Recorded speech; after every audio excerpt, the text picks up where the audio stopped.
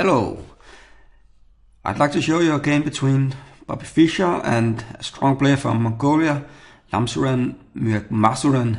It's from the Sus International in Tunisia in 1967. And in this tournament, Fischer, he started very strongly, winning a lot of games, drawing a few. But then he had an argument with the organizers about rest days or something like that. And he withdrew from the tournament, so he didn't qualify for the candidate matches and that cycle of the World Championship. And he didn't play much chess after that until he made his huge comeback in 1970.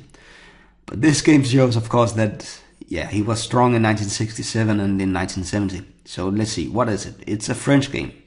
E4, E6. Now Fischer, rather than play D4, he played D3. And I have a feeling like it's almost like sometimes Fischer he was saying to his opponents, look, you're not even gonna have a chance playing mainstream theory with me, because I'm gonna play some rare sideline and I'm gonna outplay you there as well. So he played D3, and the idea here is that after knight D5, knight D2, knight F6, white can play like this with G3. So it's kind of like a King's Indian structure with bishop G2, knight F3, castles. And Fischer knew the structure very well because he played it also with black in the King's Indian defense. Black plays C5 here. Bishop G2, knight C6, knight G3, bishop E7, castles, all very normal, and it's played a zillion times in blitz games. But it's not like mainline theory.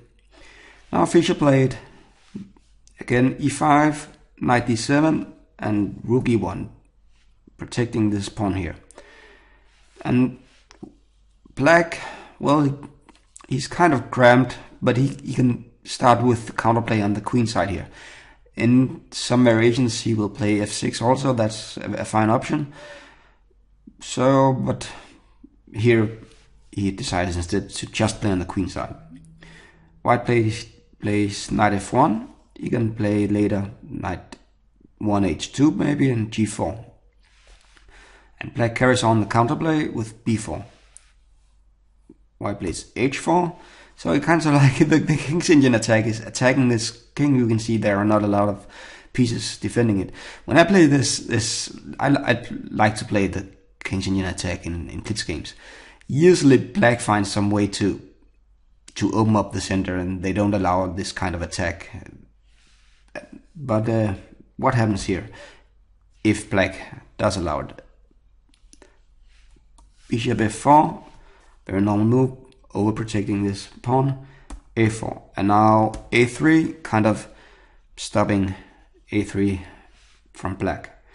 B takes, knight F5, knight E3, bishop A6, bishop H3, D4. Alright, so he kicks the knight to F1 or to G4. On the other hand, there is going to be a juicy square for white here. He can put a knight here, or he can even put maybe his bishop there someday.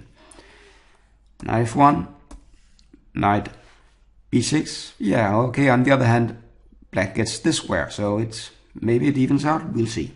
Knight G5, knight D5, bishop D2. And now black plays a very committal move. He plays bishop takes G5,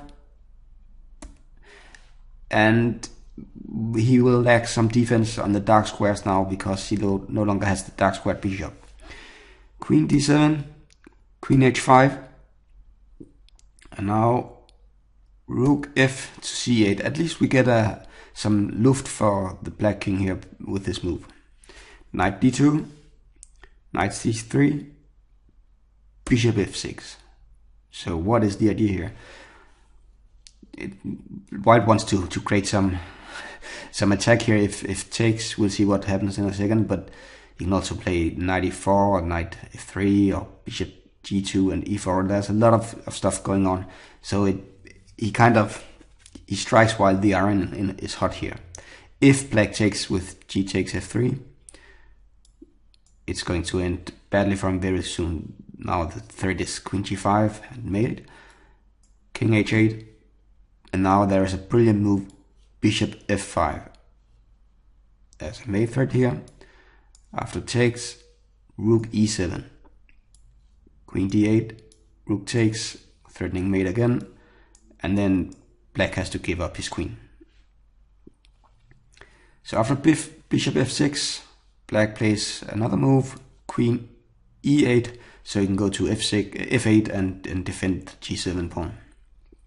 Now white plays knight e4, and it's not an easy position for black. There is a threat of knight d6, there are threats against the king, and he plays some kind of move to clarify the position, but maybe it's not the best move because there's going to be a lot of weaknesses on these dark squares still.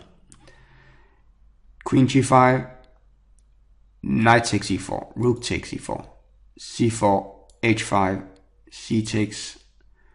Now Fischer decides that the attack is so strong so he can just carry on rather than worrying about what's going on down here. Rook h4, rook a7. Now bishop g2, relocating the bishop to the e4 square and hammering down on g6 and h7. D takes c2. Now queen h6, threatening mate. Black has to defend with queen f8. But here there is a decisive move which is going to decide the game, and maybe you can see it if you get a moment.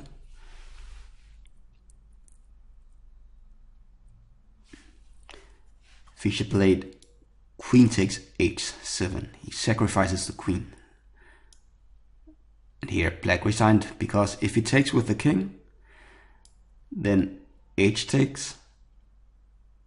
And now king g8, rook h8 is mate. And here, amazingly, bishop e4 is checkmate. Thank you for watching and good luck with your chess.